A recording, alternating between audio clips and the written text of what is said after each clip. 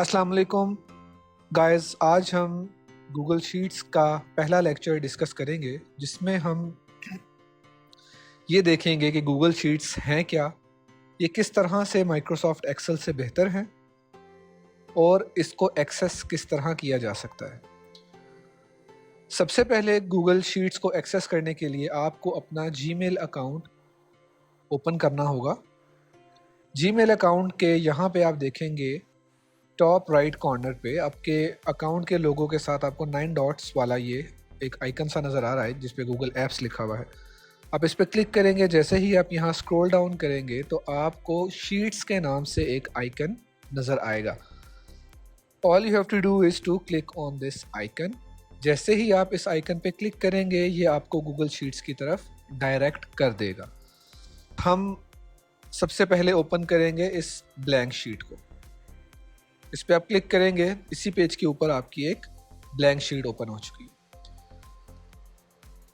ये Google sheets का एक सारा लेआउट है, इसके ऊपर हम बात करते हैं। सबसे टॉप पे ये ग्रीन आइकन के साथ यहाँ पे आपको नज़र आ रहा है लिखा हुआ अनटाइटल्ड स्प्रेडशीट। ये आपकी स्प्रेडशीट का नाम है। हम इसका नाम फिलहाल फर्स्ट लेक्चर रख देते हैं। फर्स्ट लेक्चर लिख के आइदर आप एंटर प्रेस कर दें। जैसे ही मैंने एंटर प्रेस किया या फिर आप कहीं बाहर क्लिक करें तो ये ऑटोमेटिकली सेव होके क्लाउड पे अपलोड हो जाती है। तो सबसे पहली चीज़ जो यहाँ हमने देखी कि माइक्रोसॉफ्ट एक्सेल में आपको मैनुअली कंट्रोल एस प्रेस करके या उस फ्लॉपी के आइकन पे क्लिक करके आपको फाइल सेव करनी पड़ती है, लेकिन गूगल शीट्स में जैसे ही आप कोई भी एंट्री करके उस सेल से एग्जिट करते हैं, कोई एक्शन परफॉर्म करते हैं, तो गूगल शीट्स ऑटोमेटिकली सेव हो जाती है। आपको इसको सेव करने की ज़रूरत बिल्कुल भी नहीं है। अब सबसे पहले हम इस पे देख लेते हैं कि हम माइक्रोसॉफ्ट एक्सेल के बजाय गूगल शीट्स को क्यों यूज़ करते हैं। सबसे पहली चीज़ कि माइक्रोसॉफ्ट एक्सेल एक पेड सॉफ्टवेयर है, जबकि गूगल शीट्स आपको फ्री ऑफ कॉस्ट मिल जाता है। आपके पास सिर्फ अपना जीमेल अकाउंट होना चाहिए गूगल शीट को एक्सेस करने के लिए। तो सबसे पहली चीज़, गूगल शीट जो है ये फ्री है और एक्सेल एक पेड सॉफ्टवेयर है। दूसरी चीज़ वो ये कि माइक्रोसॉफ्ट एक्सेल में हर लैपटॉप के अंदर एक डिफरेंट वर्जन हो सकता है। हो सकता है कि आप एक पुराना वर्जन इस्तेमाल कर रहे हों, जबकि आपका कोई कोलीग, आपका कोई दोस्त अगर आपको एक ऐसी फाइल सेंड करता है जो कि उसने लेटेस्ट सॉफ्टवेयर पे बनाई हुई है, तो वो आपके एक्सेल पे प्रॉपरली नहीं चलेगी, क्योंकि सॉफ्टवेयर के वर्जन का कंपैटिबिलिटी डिफरेंस आ जाता है। थर्ड, अगर हम बात करें, गूगल शीट्स पे कोलैबोरेट करना बहुत आसान है। आप अपनी शीट को किसी के साथ भी शेयर कर सकते हैं और आप जैसे ही शेयर कर देंगे तो ये लाइव जो है वो शीट शेयर हो जाती है अगले बंदे के साथ। आप जैसे ही यहाँ कोई भी एक्शन परफॉर्म करते हैं, विद इन फ्यू सेकेंड्स वो एक्शन आपने जिसके साथ भी वो शीट शेयर की हुई है उसके लैपटॉप में, उसके पीसी में, उसके मोबाइल में वो चीज़ रिफ्लेक्ट हो जाएगी। तो ये तमाम चीज़ें वो हैं जिनकी वजह से गूगल शीट्स को एक्सेल पे प्रेफर किया जाता है। एक्सेल कहाँ पे गूगल शीट से बेहतर है?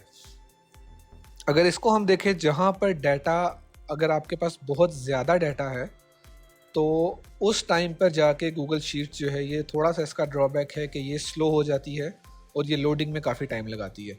अगर आपके पास डाटा बहुत ज़्यादा है तो तब प्रेफर करें कि आप माइक्रोसॉफ्ट एक्सेल को यूज़ करें। अदर दैन दैट, अगर आपका डाटा इतना ज़्यादा नहीं है, अगर आप एक नॉर्मल एक्सेल के ऊपर या नॉर्मल वर्कशीट पे काम करना चाहते हैं, तो गूगल शीट एक ज़्यादा बेहतर ऑप्शन है as compare to Microsoft Excel. अच्छा, तो चले बात कर लेते हैं गूगल शीट्स के लेआउट के बारे में। जैसे आपको मैंने पहले बताया, जो टॉप पे आप देख रहे हैं ये आपकी फ़ाइल का नाम है। नीचे जो ये वाला मेन्यू है जहाँ पे file, edit, view, insert, format, data, tools, extension, help and accessibility mention है, ये इसका मेन्यू बार कहलाता है। This is your menu bar. इसके नीचे जहाँ पे आपको डिफरेंट आइकन्स नज़र आ रहे हैं, this is your tool bar. ये आपका टूल बार है। उसके नीचे जहाँ पे आपको ये एफएक्स लिखा हुआ नज़र आ रहा है, दिस इज़ योर फार्मूला बार। तो जब भी हम रेफ़र करेंगे फार्मूला बार को तो हम इस बॉक्स के बारे में बात कर रहे हैं। आप इस फार्मूला बार को यहाँ पे क्लिक करके ड्रैग कर सकते हैं और ये साइज में बड़ा होता जाएगा। फार्मूला बार की लेफ्ट साइड पे जहाँ पे आपको D4 नज़र आ रहा है, ये कहलाता है नेम बॉक्स। आपने जिस भी सेल पे क्लिक किया है उसका उस सेल का जो भी आईडी है, उस सेल का जो भी नाम है वो आपको नेम बॉक्स में नज़र आ जाएगा। करंटली मैंने क्लिक किया हुआ है D1 सेल पे। डी जो है ये इसका कॉलम है, ABCDEF, ये तमाम इसके कॉलम्स हैं। एंड लेफ्ट साइड पे जो आपको नंबरिंग नज़र आ रही है, इन्हें हम रोज कहते हैं। तो अभी मैं क्लिक करूंगा B2 पे, मतलब कि B कॉलम के सेकंड रो वाला जो सेल है, इस पे जैसे ही क्लिक किया यहाँ पे B2 लिखा आ गया। तो नेम बॉक्स के अंदर आपने जो भी सेल या सेल्स सिलेक्ट किए हैं उनका नाम यहाँ पे रिफ्लेक्ट होगा। फॉर एग्जांपल मैं अभी A1 से लेके C1 तक सिलेक्ट करता हूँ, तो आप देखिए नेम बॉक्स के अंदर A1 से C1 तक एक लिखा आ गया, A1 कॉलन C1, मतलब कि A1 B1 एंड C1। अब मैं A1 से लेके सिलेक्ट करूंगा D10 तक, तो ये यहाँ पे आप देख सकते हैं A1 कॉलन D10, मतलब कि A1 से लेके D10 तक तमाम हमने सेल्स को सिलेक्ट कर लिया है। अच्छा जी, जैसा कि आपको मैं पहले बता चुका हूँ कि ABCDEFGHIJKL ये तमाम इसके कॉलम्स हैं, और ये जो आपको नज़र आ रहा है लेफ़्ट साइड पे नंबर्स जो लिखे हुए हैं 1 2 3 4, ये इसकी रोज़ हैं। ऊपर ग्रीन आइकन के साथ फाइल का नाम है। ये हमारी पूरी एक वर्कबुक है। इसके अंदर नीचे आपको जो ये नज़र आ रहा है शीट 1, ये आपकी शीट का नाम है। इसको हम रीनेम कर लेते हैं, इसका हम कुछ भी नाम रख सकते हैं। फॉर एग्जांपल इसका नाम हम रख देते हैं 5 जुलाई 2023। तो मेरी वर्कबुक के अंदर एक शीट है जिसका नाम मैंने रख दिया 5 जुलाई 2023। फॉर एग्जांपल इसी वर्कबुक के अंदर मैं एक और शीट बनाना चाहता हूँ, तो मैं सिंपल इस प्लस पे क्लिक करूँगा, एक न्यू शीट क्रिएट हो जाएगी। इसका नाम मैं फॉर एग्जांपल 6 जुलाई 2023 रख देता हूँ। इस तरीके से मैं मल्टीपल शीट्स को क्रिएट कर सकता हूँ अपनी वर्कबुक के अंदर। मैं 6 जुलाई वाली शीट को फ़िलहाल डिलीट कर रहा हूँ। इस पर क्लिक करेंगे, डिलीट, कंफर्मेशन डायलॉग ओपन हो गया। हम इसको ओके कर देते हैं, ये शीट आपकी डिलीट हो जाएगी। कुछ बेसिक फॉर्मेटिंग के बारे में बात कर लेते हैं। यहाँ पे मैं एक नंबर लिख रहा हूँ, विदाउट कॉमास ये नंबर थोड़ा पढ़ने में थोड़ा मुश्किल है कि ये 1 करोड़ है या 10 करोड़ है, हमें आइडिया प्रॉपर्ली नहीं हो पा रहा। तो मैं क्या करूँगा, मैं इस सेल पे क्लिक करके C2 में, क्योंकि C2 के अंदर मैंने वैल्यू लिखी है, मैं टूल बार के अंदर इस वाले आइकन पे जाऊँगा, इस वाले 1 2 3 जहाँ पे मोर फॉर्मेट्स लिखा हुआ आ रहा है। जैसे ही मैं इस पर क्लिक करूँगा, डिफरेंट फॉर्मेट्स की इसने मुझे ऑप्शन दे दी। मैं इसको किसी भी फॉर्मेट को इस पर अप्लाई कर सकता हूँ। फ़िलहाल मैं इस पर नंबर्स वाली फॉर्मेट अप्लाई करता हूँ, और उसके बाद मैं इसके डेसिमल प्लेसेस को डिक्रीज़ करूँगा, क्योंकि पॉइंट्स के बाद वाले जो 2 डिजिट्स हैं ये मुझे रिक्वायर्ड नहीं है। तो मैं इसके डेसिमल को डिक्रीज़ करूँगा यहाँ से। अब आप देख सकते हैं कि ये मुझे क्लियर हो गया कि दिस इज़ 100 मिलियन। ये जो फिगर यहाँ पे लिखी हुई है ये 100 मिलियन की है, मतलब कि 10 करोड़ की। इसी तरह अगर मैं इसके नीचे कुछ मेंशन करता हूँ, फॉर एग्जांपल मैं एक रैंडम फिगर लिख रहा हूँ, इसमें भी कॉमास नहीं है, तो अगर मुझे ये आइडिया है कि मैंने कॉलम C के अंदर तमाम वैल्यूज़ को नंबर की फॉर्मेट में लिखना है, तो मैं बजाय इसके कि मैं बारी बारी हर सेल की फॉर्मेटिंग इस तरीके से सेट करूं, मैं क्या करूंगा कि मैं पूरे कॉलम को सिलेक्ट करके C पे क्लिक करके पूरा कॉलम सिलेक्ट किया, फॉर्मेटिंग में जाके मैं पूरे कॉलम के ऊपर नंबर्स वाली फॉर्मेटिंग अप्लाई करके इसके डेसिमल पॉइंट्स को डिक्रीज़ कर दूंगा। इससे क्या हुआ कि अब मैं C कॉलम के अंदर कहीं पे भी कोई नंबर लिखूंगा तो उसमें बाय डिफ़ॉल्ट कॉमास वाली जो फॉर्मेटिंग है वो अप्लाई हो चुकी होगी। इसको ट्राई कर लेते हैं एक दफ़ा। ये देखें, मैंने वैल्यू डाल के जैसे ही एंटर प्रेस किया तो ऑटोमेटिकली उसके अंदर वो चीज़ आ गई।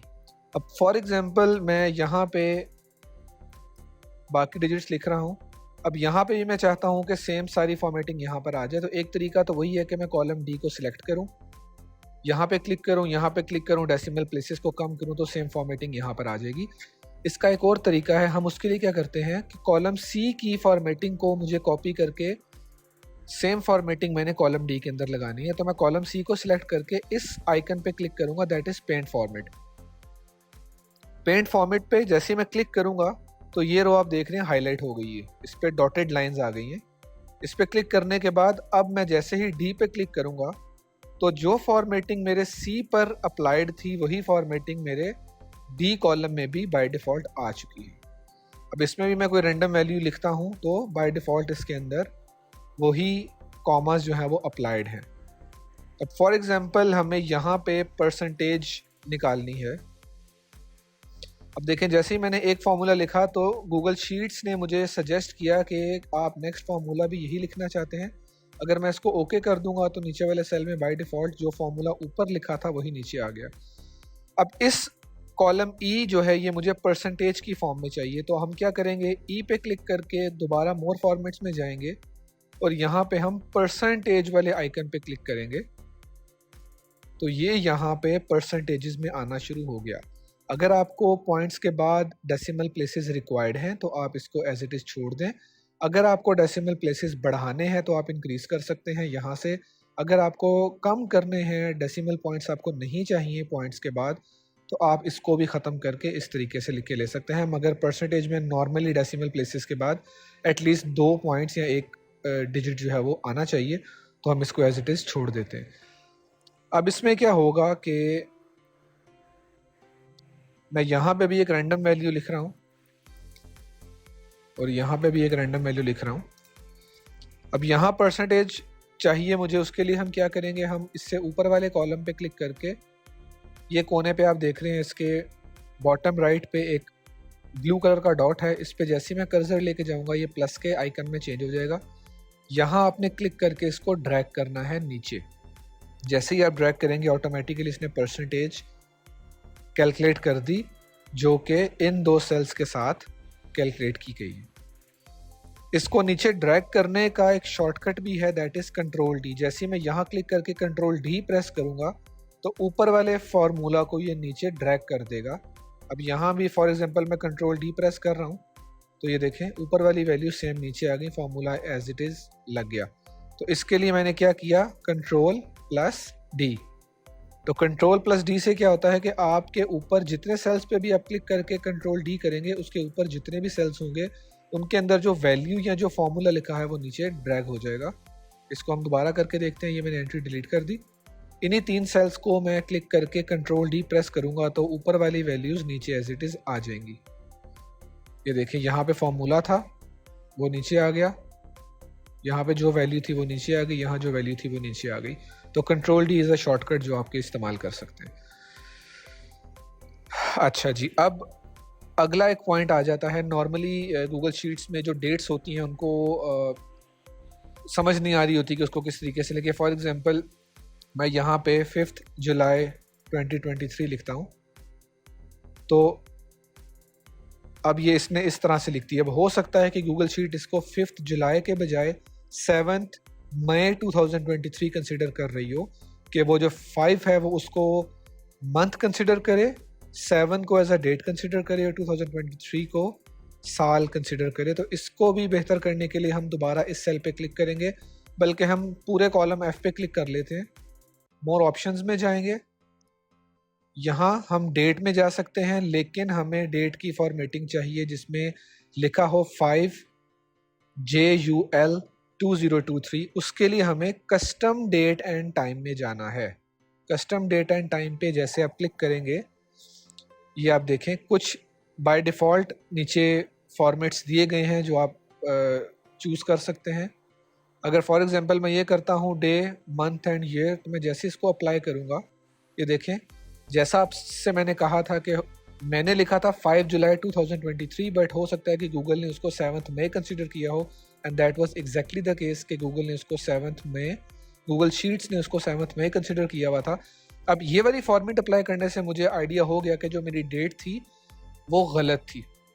अब ये वाली डेट का फॉर्मेट लगाने के बाद अब मैं इस सेल पे जब डबल क्लिक करूँगा तो ये भी गूगल शीट्स के अंदर बड़ा अच्छा फीचर है कि ये आपको कैलेंडर पॉपअप कर देता है। इसके थ्रू आप बड़ी आसानी से अपनी डिज़ायर्ड डेट को सिलेक्ट कर सकते हैं। अब क्योंकि मैंने पूरे कॉलम एफ पे ये फॉर्मेटिंग अप्लाई की हुई थी, तो अब मैं पूरे कॉलम एफ पे किसी भी सेल में जब डबल क्लिक करूँगा तो कैलेंडर पॉपअप होना चाहिए था, बट वो नहीं हुआ। उसकी रीज़न क्या है वो मैं आपको बता देता हूँ कि जैसे ही मैं यहाँ पे कोई डेट मेंशन करूँगा, अब इस पर डबल क्लिक करने से कैलेंडर आ रहा है। इस चीज़ को भी हम फिक्स कर सकते हैं। वो चीज़ फिक्स होती है डाटा वैलिडेशन से, बट वो मैं किसी और लेक्चर में कवर करूँगा। तो फ़िलहाल आप क्या कर सकते हैं कि यहाँ पे आप डेट फॉर्मेट फ़िलहाल कुछ भी लिख दें। और उसके बाद आप इसको जाके कैलेंडर की मदद से ओपन करके चेंज कर सकते हैं। जस्ट 23 लिखने से भी वो चीज़ वैसे ही आ जाएगी, लाइक दैट। तो ये हो गया डेट का फॉर्मेट। तो हमारे पास नॉर्मली जो यूज़ किए जाते हैं फॉर्मेटिंग की ऑप्शंस, वो आइदर नंबर्स पे होते हैं, परसेंटेजेस पे होते हैं, या डेट्स पे होते हैं। इसके अलावा एक और ऐसी फॉर्मेटिंग है जो कि नॉर्मली अप्लाई की जाती है करेंसी के उस मेथड में, कि आप उसको करेंसी के लिए भी यूज़ कर सकते हैं। फॉर एग्जांपल मैं यहाँ पे इसको मैं पाकिस्तानी रुपीज़ में लिखना चाहता हूँ, तो मैं क्या करूँगा, मैं कॉलम जी को सिलेक्ट करके यहाँ पर आऊँगा। करेंसी में यहाँ पे मेरे पास डॉलर की ऑप्शन दे रहा है, बट मुझे डॉलर में नहीं, मुझे पीकेआर में चाहिए। तो ये देखें नीचे यहाँ पे कुछ ऑप्शंस दिए हुए हैं बाय डिफ़ॉल्ट, बट आप उसके लिए कस्टम करेंसी में जाके यहाँ पे आप जो भी लिखेंगे, पीकेआर अगर लिखते हैं, स्पेस देते हैं, तो ये देखें आगे आपको वो चीज़ बता रहा है कि इसका रिजल्ट जो है वो किस तरीके से शो होगा। अगर आप इसकी जगह रुपीज़ कर देते हैं, डॉट लगा देंगे, स्पेस दे देंगे, तो ये इस तरीके से चीज़ आपके पास आ जाएगी। मैं इसको अप्लाई कर देता हूँ, ये इस तरीके से आ गया। इसके डेसिमल पॉइंट्स में डिक्रीज़ कर दूंगा यहाँ से। अब मैं यहाँ पे जो वैल्यू भी लिखूँगा ये ऑटोमेटिकली रुपीज़ की फॉर्मेटिंग में यहाँ पे शो हो रही है। तो ये भी बड़ी एक हेल्पफुल फॉर्मेटिंग है जो नॉर्मली गूगल शीट्स में, नॉर्मली एक्सेल में यूज़ की जाती है। इसके बाद हम देख लेते हैं, अब ये जो आपको ग्रिड्स नज़र आ रही हैं, ये जो बॉक्सेस बने हैं, समटाइम्स ऐसा होता है कि आपको ये बॉक्सेस रिक्वायर्ड नहीं होते। इसके लिए आप व्यू में जाके, शो में जाके ग्रिड लाइंस को अनचेक कर सकते हैं। जैसे ही आप अनचेक करेंगे, जितनी ग्रिड लाइंस थी वो सारी गायब हो गई। अब जहाँ जहाँ आपको ग्रिड लाइन रिक्वायर्ड है, आप उतने सेल्स को सिलेक्ट करके आप यहाँ पे जा सकते हैं बॉर्डर्स पे। आप बॉर्डर्स पे जाके इस पर क्लिक करूँगा तो हर सेल का बॉर्डर आ जाएगा। इस पर क्लिक करूँगा तो जस्ट ये आउटर बॉर्डर आएगा। आउटर बॉर्डर आपका इस तरीके से है कि जितना एरिया मैंने सिलेक्ट किया था उसको आउटर बॉर्डर अप्लाई कर दिया, लेकिन मुझे इसके तमाम सेल्स के अंदर बॉर्डर चाहिए, तो मैं दोबारा ये एरिया सिलेक्ट करके बॉर्डर्स के ऑप्शन में जाऊंगा और यहाँ पे ऑल बॉर्डर्स पे क्लिक करूँगा, तो ये सेटिंग यहाँ पे अप्लाई हो जाती है। अब फॉर एग्जांपल यहाँ पे मुझे इसके हेडर्स अप्लाई करने हैं, this can be the price. इसको हम परसेंटेज लिख देते हैं और इन कॉलम्स को फ़िलहाल हम छोड़ देते हैं। इनको सिलेक्ट करके हम बोल्ड कर देते हैं। इनको हम सेंटर अलाइंड यहाँ से कर सकते हैं। फ़िलहाल ये लेफ़्ट अलाइंड है, अपने सेल के लिहाज से लेफ़्ट अलाइंड है। ये सेंटर अलाइंड हो गए और अब ये राइट अलाइंड है। हमें ये सेंटर अलाइंड चाहिए। इनमें भी मैं बॉर्डर अप्लाई करूँगा, ऑल बॉर्डर्स, और इनका जो कलर है, इनका जो बैकग्राउंड कलर है उसको फिल कलर यहाँ पे कहते हैं। हम इसका फिल कलर जो भी रखना चाहते हैं, फॉर एग्जांपल मैं इसको यहाँ पे ग्रीन कलर कर देता हूँ, ये हो गया। अब मुझे इसका जो टेक्स्ट कलर है, जो इसके अंदर लिखी हुई है राइटिंग, उसको मुझे वाइट करना है, तो मैं टेक्स्ट कलर पे जाके इसका कलर वाइट सिलेक्ट कर देता हूँ। तो जहाँ पे भी आपने कलरिंग करनी है तो आपके पास फिल कलर की ऑप्शन है जो कि आपके सेल को कलर देगी, और आपके पास टेक्स्ट कलर की ऑप्शन है जो कि आपका जो टेक्स्ट है उसको कलर के अंदर ये कन्वर्ट कर देगी। इसके अंदर एक और छोटी सी आपको ट्रिक बता देता हूँ। फॉर एग्जांपल मैं प्राइस के पी को एक डिफरेंट कलर देना चाहता हूँ, तो मैं जस्ट इस सेल में डबल क्लिक करके पी सिलेक्ट करके यहाँ पर आके फॉर एग्जांपल मैं इसको ब्लू कर देता हूँ। तो ये देखें प्राइस का जो पी है वो ब्लू हो चुका है, बिल्कुल अच्छा नहीं लग रहा है, इसलिए मैं इसको वापस वाइट में कन्वर्ट कर देता हूँ। इस तरीके से आप एक अपनी बेसिक फॉर्मेटिंग अप्लाई कर सकते हैं। इसके अलावा यहाँ पे कुछ ऑप्शन आती है सेल मर्ज करने की। फॉर एग्जांपल ये दोनों हेडिंग्स मेरे किसी एक ही चीज़ से रिलेटेड हैं, तो ये क्योंकि दो सेल डिफरेंट हैं, मैं इनको सेलेक्ट करके यहाँ जाऊँगा मर्ज सेल। जैसे ही मैं इस पर क्लिक करूँगा ये दो सेल एक सेल में कन्वर्ट हो गए। जैसे इस पर क्लिक करूँगा C1 D1 दोनों ये देखें इकट्ठे आ रहे हैं। इसके अंदर मैं फॉर एग्जांपल मेंशन करता हूँ, तो ये जो मैंने हेडिंग लिखी है ये दोनों कॉलम्स के नीचे उस एक सेल के अंदर जो कि मर्ज करने के बाद बना था नज़र आ रही है। इसके अलावा इसके अंदर आप फॉन्ट का जो स्टाइल है उसको चेंज कर सकते हैं। वो यहाँ पे आप जाएंगे, आपको डिफरेंट यहाँ पे हेडिंग नज़र आ रही है। मैं शीट्सोपीडिया वाले कॉलम का जो फॉन्ट है इसको चेंज करूँगा।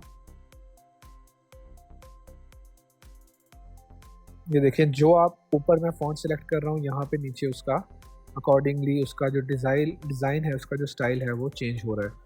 इसके अलावा यहाँ से आप इस स्पेसिफिक सेल का जो मैंने सिलेक्ट किया है फ़ॉन्ट साइज़ कम या ज़्यादा भी कर सकते हैं। अब हम इन तीनों पे क्लिक करके इस तरीके से इनका साइज़ बढ़ा सकते हैं। इस तरीके से हम इन तीनों का फ़ॉन्ट स्टाइल चेंज कर सकते हैं और इसी तरीके से हम इनका भी फ़ॉन्ट स्टाइल जो है वो चेंज कर सकते हैं। That is totally up to you कि आपको किस तरह की फॉर्मेटिंग, किस तरह का फ़ॉन्ट स्टाइल, किस तरह का कलर और का क्या साइज़ चाहिए, आप अकॉर्डिंगली इन चीज़ों को देख सकते हैं। अलाइनमेंट मैंने आप लोगों को बता दी। ये जो सेटिंग है हम इसको बेहतर यहाँ देख सकते हैं। मैं इसका ये चेंज कर लेता हूँ। अब देखें, इस सेल पे क्लिक करके G1 पे क्लिक करके मैं यहाँ पे आ रहा हूँ वर्टिकल अलाइन। अभी फ़िलहाल बॉटम है, मैं इसको सेंटर करूँगा तो जो प्राइस है ये उस सेल के सेंटर में चला गया है वर्टिकल। ये वर्टिकली उसकी अलाइनमेंट देख रहा है। इसको मैं इधर क्लिक करूँगा, ये टॉप पे चला जाएगा। दोबारा यहाँ क्लिक करता हूँ, ये बॉटम में आ जाएगा। यहाँ क्लिक करने से ये सेंटर में चला गया। तो यहाँ से आप एक सेल को वर्टिकली अलाइन कर सकते हैं किसी भी पोजीशन में। अब हम बात कर लेते हैं टेक्स्ट रैपिंग की। टेक्स्ट रैपिंग क्या होती है? मैंने यहाँ पे एक स्टेटमेंट लिखी हुई है, दिस इज़ माय चैनल शीट्सोपीडिया। लेकिन ये जो टेक्स्ट है ये कॉलम F से बाहर जो टेक्स्ट था वो मुझे विजिबल नहीं है। उसकी रीज़न ये है कि सेल नंबर F8 में जहाँ पे मैंने ये टेक्स्ट एंटर किया हुआ है, इसके अंदर टेक्स्ट रैपिंग में जो फॉर्मेटिंग अप्लाइड है दैट इज़ क्लिपिंग। तो क्लिपिंग से क्या होता है कि अगर आपने किसी भी सेल में क्लिपिंग वाली फॉर्मेट अप्लाई की हुई है तो उस कॉलम से बाहर, उस सेल से बाहर जो भी टेक्स्ट होगा वो कट जाएगा, वो क्लिप कर जाएगा, वो नज़र नहीं आएगा। इसको अगर हम ओवरफ्लो कर देते हैं तो इससे क्या होगा कि जो टेक्स्ट इस स्पेसिफिक सेल के अंदर मेंशन है वो इस सेल से बाहर ओवरफ्लो करेगा और आपको नज़र आएगा कि आपने यहाँ पे क्या लिखा हुआ है। मैं यहाँ पे ओवरफ्लो की सेटिंग अप्लाई कर रहा हूँ। जैसे ही मैंने ओवरफ्लो की सेटिंग अप्लाई की, आप देख सकते हैं कि वो जो पूरी एक स्टेटमेंट थी वो आपको विजिबल है। थर्ड ऑप्शन इसके अंदर जो आती है दैट इज़ रैप। रैप क्या है? जैसे आप इसको रैप करेंगे तो ये सेल के साइज़ को चेंज कर देगा लाइक दिस। आप देख सकते हैं जो कॉलम 8 का सेल F8 वाला या 8 रो जो थी उसका साइज़ ओवरऑल उसने चेंज कर दिया depending upon the length of the sentence जो मैंने यहाँ लिखा है। फॉर एग्जांपल मैं इसको थोड़ा सा और बढ़ा देता हूँ।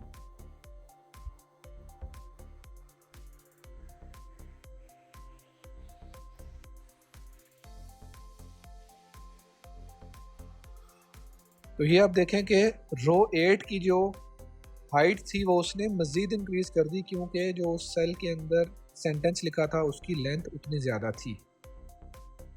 जैसे ही मैं इसको सेंटेंस को छोटा करूँगा ये वापस उसको ले आया है। हम इसको वापस ओवरफ्लो की तरफ कर देते हैं तो रो नंबर 8 की जो हाइट थी वो नॉर्मल हो चुकी है।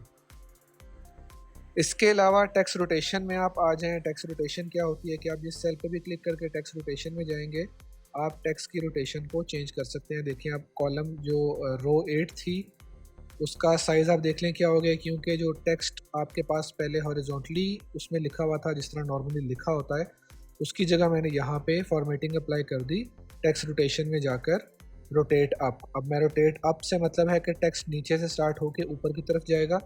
रोटेट डाउन पे क्लिक करूँगा तो टेक्स्ट ऊपर से स्टार्ट होता हुआ नीचे की तरफ आ रहा है। इस तरह इसमें मल्टीपल ऑप्शंस हैं।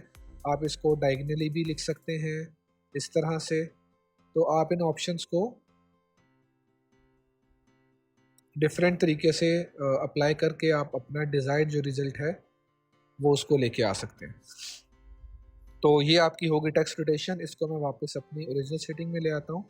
इसके अलावा जो आगे चीज़ें लिखी हुई हैं ये फ़िलहाल हम इनको डिस्कस नहीं करते। ये जो फ़िल्टर वाली चीज़ है ये इम्पॉर्टेंट है, बट हम इनको आने वाले लेक्चर्स के ऊपर डिस्कस करेंगे। अब हम डिस्कस करते हैं, फॉर एग्ज़ाम्पल अगर हमें यहाँ पे परसेंटेज वाले कॉलम से लेफ़्ट या राइट में कोई कॉलम ऐड करना है। लेट्स से मुझे परसेंटेज और डेट के बीच में कॉलम ऐड करना है, तो मैं क्या करूँगा, मैं कॉलम ई पे जो ये कॉलम ई लिखा हुआ है इस पर राइट क्लिक करके insert column left, insert column right. अगर मुझे कॉलम लेफ़्ट पे चाहिए तो मैं यहाँ क्लिक करूँगा। फ़िलहाल मुझे कॉलम जो है वो कॉलम नंबर ई के राइट साइड पे चाहिए। तो जैसे ही मैं यहाँ पे क्लिक करूँगा, ये ई कॉलम के राइट साइड पे न्यू कॉलम क्रिएट कर दिया। अब मैं दोबारा यहाँ क्लिक करके लेफ़्ट करता हूँ तो ये देखें परसेंटेज के या कॉलम एफ जो अब बन गया है वो उसके लेफ़्ट साइड पे इसने एक न्यू कॉलम क्रिएट कर दिया है। इस तरीके से आप कॉलम को क्रिएट कर सकते हैं और सेम तरीके से आप कॉलम को डिलीट भी कर सकते हैं, लाइक दिस। रोज़ को भी ऐड करने का सेम तरीका कार है। आप फॉर एग्जांपल मुझे इस रो से ऊपर एक रो चाहिए तो मैं इस रो पे मतलब 4 पे क्लिक करके राइट क्लिक करके इंसर्ट 1 रो अबव, तो मैं इसके ऊपर भी एक रो ऐड कर सकता हूँ और मैं इसके नीचे भी एक रो को ऐड कर सकता हूँ, जस्ट लाइक दैट। इसमें फॉर एग्जांपल मैं रैंडम एंट्री कर देता हूँ। अब देखें फॉर्मेटिंग जो थी, इसमें एक चीज़ हम देख लेते हैं। फॉर्मेटिंग जो थी वो as it is new row add करने के बाद भी स्पेसिफिक सेल या स्पेसिफिक कॉलम के अंदर वही सेटिंग अप्लाई हो रही है जो कि मैंने इस वीडियो के स्टार्ट में की थी। तो अगर आप इस रो की एंट्रीज को डिलीट करना चाहते हैं लेकिन रो को डिलीट नहीं करना चाहते तो आप राइट क्लिक करके क्लियर रो कर दें। रो एज इट इज़ रहेगी लेकिन उसके अंदर जो डेटा मेंशन था वो तमाम डेटा आपका यहाँ से डिलीट हो जाएगा। तो ये थी रोज़ या कॉलम को ऐड करने का तरीका। इसके अलावा आप यहाँ से जाके, क्योंकि यहाँ मैंने एक सेल सिलेक्ट किया हुआ है तो ये सेल को ऐड कर रहा है। फॉर एग्जांपल मैं ई पे क्लिक करके इंसर्ट में जाता हूँ, रो और सेल की ऑप्शन नहीं दे रहा क्योंकि मैंने कॉलम पे क्लिक किया हुआ है। अब मुझे कॉलम लेफ़्ट पे चाहिए तो मैं यहाँ से भी कर सकता हूँ, राइट या लेफ़्ट। सेम अगर आपने रो ऐड करनी है तो आप तब भी यहाँ जाएंगे तो अब रो वाली ऑप्शन एक्टिव है, तो आप इस तरीके से कर सकते हैं। अगर आपने नीचे एक न्यू शीट क्रिएट करनी है, जिसको मैंने आपको बताया था कि वर्क बुक के अंदर आप एक शीट क्रिएट कर सकते हैं, तो आप इस तरीके से भी कर सकते हैं। आप वही चीज़ यहाँ से भी कर सकते हैं। इसका शॉर्टकट यहाँ पे मेंशन है शिफ्ट F11, तो हम शिफ्ट और F11 प्रेस करके भी ये देखें शीट को ऐड कर सकते हैं। इस शीट को हम वापस डिलीट करेंगे, कंफर्म कर देंगे इसको कि इसको ये डिलीट कर दे, डिलीट। अच्छा जी, इसके अलावा आप इंसर्ट में जाके चार्ट्स वगैरह क्रिएट कर सकते हैं। कोई इमेज अगर आपने अपने लैपटॉप से इसके अंदर इंसर्ट करनी है वो भी आप कर सकते हैं। डिफरेंट फंक्शंस हैं लेकिन इन तमाम फंक्शंस को हम आइंदा आने वाली वीडियोस के अंदर डिटेल के साथ स्टडी करेंगे। आई होप कि आप लोगों को ये वीडियो समझ आई हो। जिन लोगों को गूगल शीट्स या एक्सेल यूज़ नहीं करना आता था, जिनको बिल्कुल बेसिक कॉन्सेप्ट नहीं था, आई रियली होप कि आपको ये वीडियो देखने के बाद गूगल शीट्स या एक्सेल की एक बेसिक इन्फॉर्मेशन, बेसिक नॉलेज आप लोगों को आ चुकी होगी। आप इन तमाम चीज़ों को एक दफ़ा ख़ुद से एक्सप्लोर करें, इन पे डिफरेंट वैल्यूज़ एंटर करके फॉर्मेटिंग करके आप डिफरेंट तजर्बे करें। और अगर आपको कोई ऐसी चीज़ जो समझ में नहीं आई तो आप नीचे कमेंट में मुझसे पूछ सकते हैं। I will try my level best कि आपके हर पूछे गए सवाल का जवाब दे सकूं, क्योंकि इस चैनल का जो पर्पस है वो यही है कि जितने भी लोग गूगल शीट्स या एक्सेल को सीखना चाहते हैं वो एक्सेल और गूगल शीट के बारे में तमाम इन्फॉर्मेशन, जितनी इन्फॉर्मेशन मुझे है वो मैं आप लोगों तक पहुंचा सकूं। तो इंशाल्लाह see you in the next video guys. Like and subscribe to my channel and share this video with your friends who want to learn Google Sheets or Excel.